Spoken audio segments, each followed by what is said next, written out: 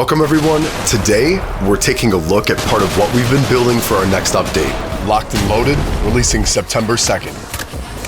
And what you're about to see is over a year's worth of work.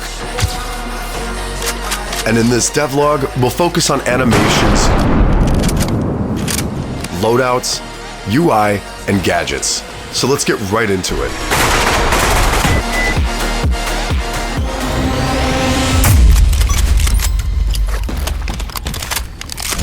Alright, so most FPS games play animations the exact same way. Same reload, same timing, and it makes the same result no matter what's happening. But in real life, it just doesn't work like that. We asked ourselves a very simple question. What would your body actually feel in that situation? If you're calm, everything is under control. Your breathing is steady and your hands are really stable. But when things go wrong, when you're getting shot at, when you're injured, when you're just simply trying to stay alive, your hands, they start to shake. All of these elements together are here to make you feel the pressure your character is really going through.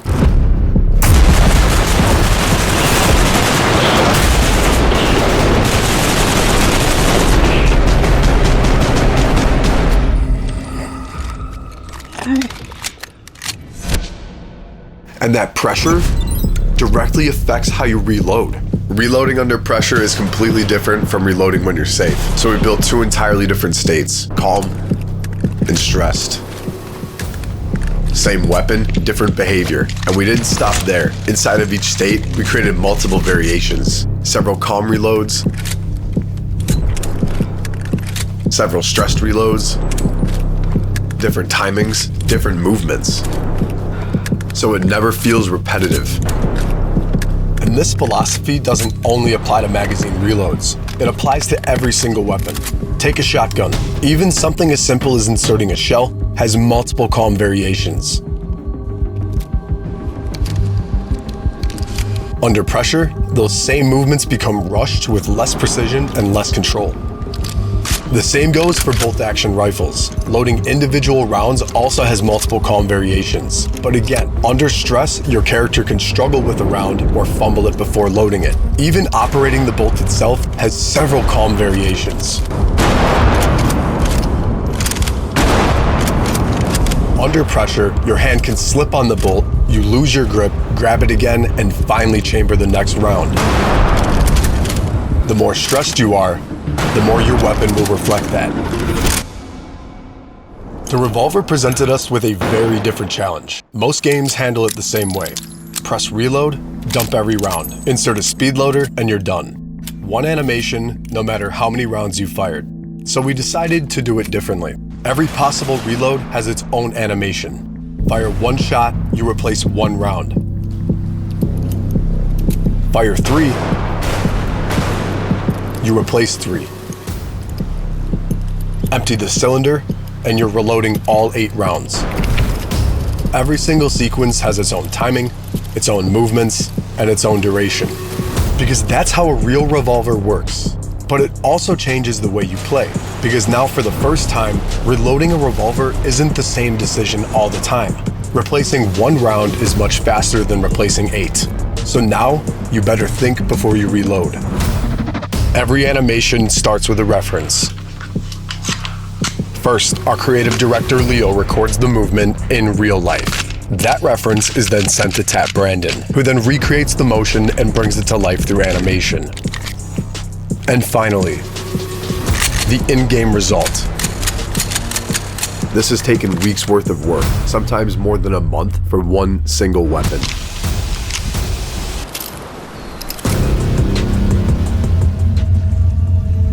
And even with all of that, we've added procedural positioning.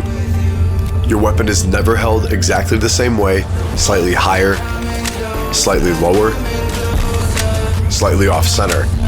Every reload feels unique.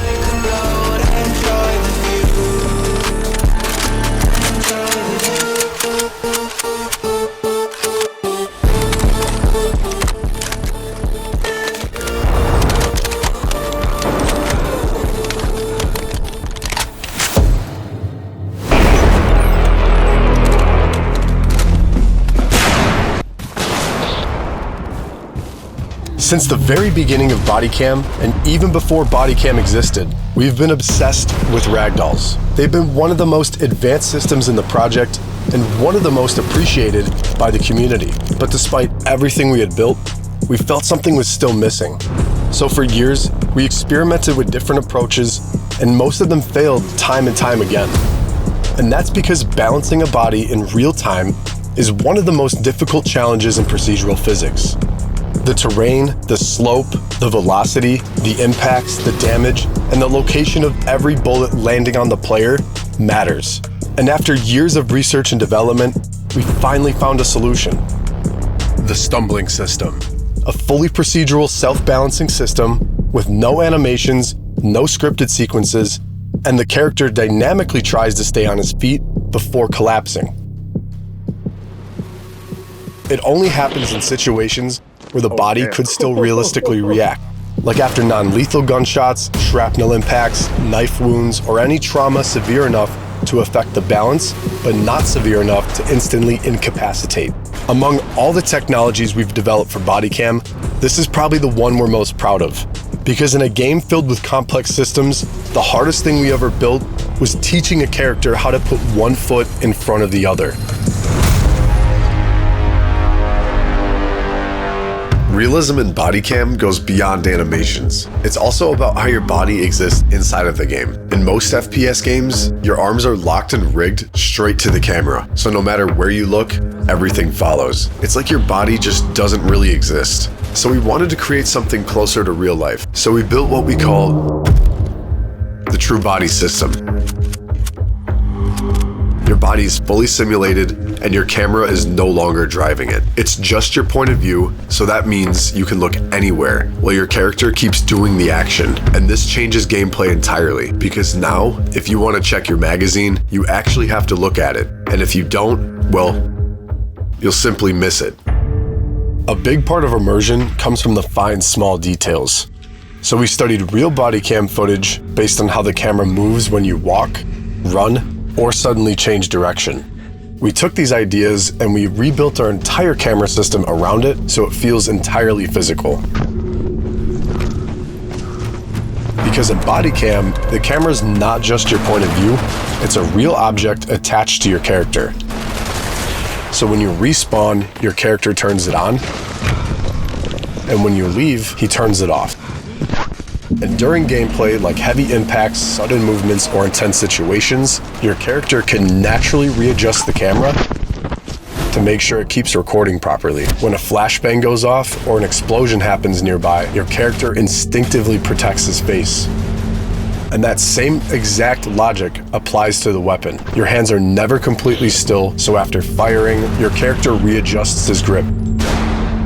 The more unstable the weapon is, the more adjustments happen. And under extreme stress, after long firing sequences, these small adjustments can turn into real hand fatigue. And that same idea extends to your weapon setup, because stability depends on your loadout.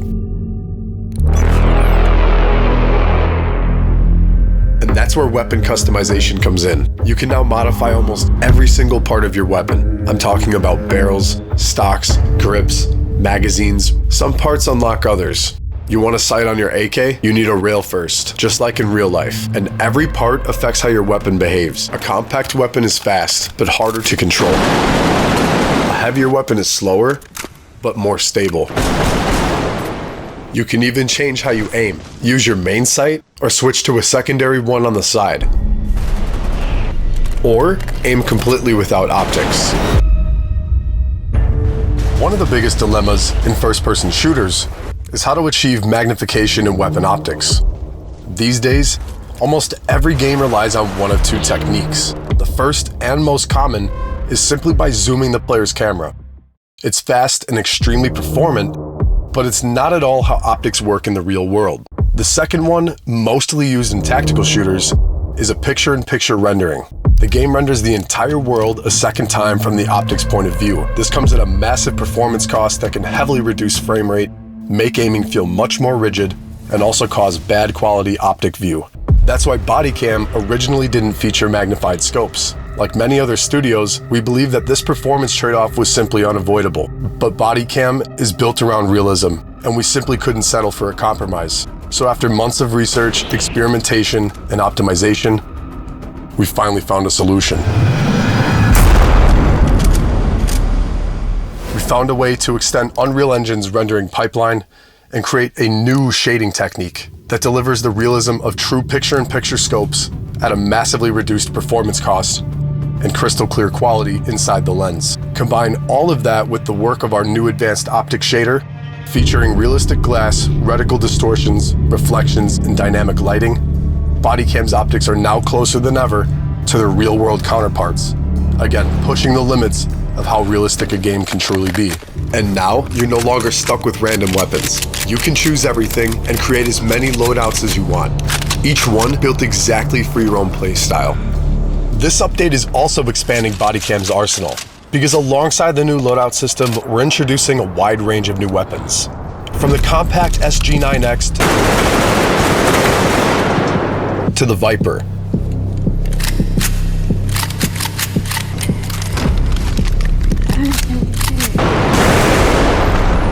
The R12 automatic shotgun,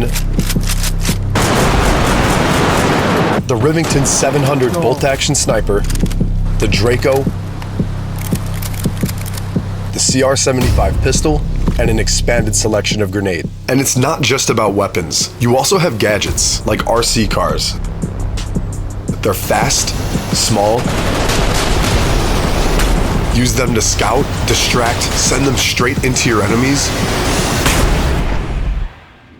And now, drones. But no, I'm not talking about arcadey drones you see in other FPS games. We wanted something real.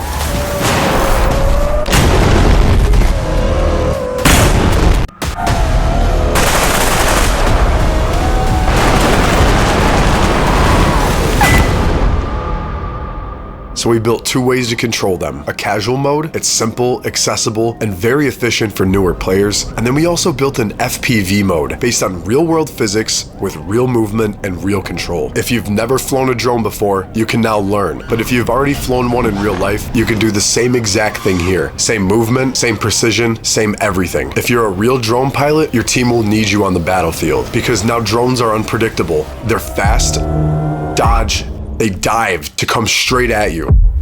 You're no longer fighting a system, you're fighting a real pilot with killer intent. But we know some players might think that drones are too fast, too small, and too hard to hit, but that's not the case. We built a very precise hitbox system, so they're actually very easy to destroy. One bullet, and it's gone. It all comes down to reaction time and who reacts first. And all of this happens inside of the game. No menus, we removed every single one of them. Everything is done directly on the tablet. You want to change your weapon and attachments? You open the tablet. You want to start a match? You open the tablet. Check the scoreboard? You open that sweet old tablet. Everything keeps happening around you in real time.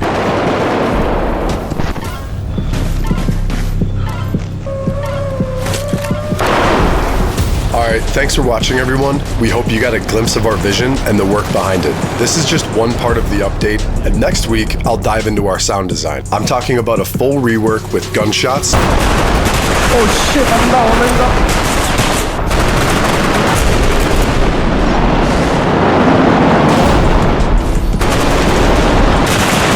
Oh yeah, bro. Footsteps and overall ambiance improvements. We have rebuilt everything to match a real body cam and the things they see and hear around it. So there's a whole lot more coming, and I'll be right here to tell you all about it. And until then, see you on the battlefield.